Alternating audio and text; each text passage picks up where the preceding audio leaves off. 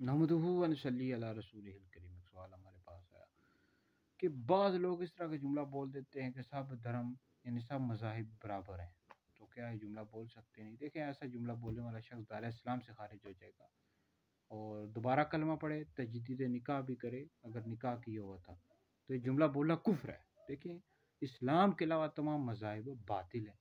اللہ کے نزدیک جو پسندیدہ دین ہے، مذہب ہے، وہ اسلام ہے۔ ان الدین عند اللہ الاسلام، سورہ آل عمران میں ارشاد ہے ان الدین عند اللہ الاسلام۔ تو لہٰذا یہ جو لبرل طبقہ ہے، یہ بول دیتے ہیں خوش کرنے کے لیے غیر مسلموں کو، کفار کو، ہندوؤں، سکھوں کو، کہ سب جو مذاہب ہیں برابر ہیں۔ ہرگز بھی جملہ نہیں بول سکتے۔ اللہ کے نزدیک جو پسندیدہ دین ہے اسلام ہے۔ اسلام قبول کریں گے تو اللہ رسول راضی ہوں گے، اگر اسلام قبول نہیں کوئی کرتا تو ایسا شخص جہنمی ہے، وہ پھر آخرت میں وہ دوزخ کا حقدار ہے، دوزخ میں جائے گا۔ اسلام کے علاوہ کوئی بھی مذہب اب قبول نہیں کیا جائے گا، اسی میں اسلام میں ہی اللہ کی رضا ہے۔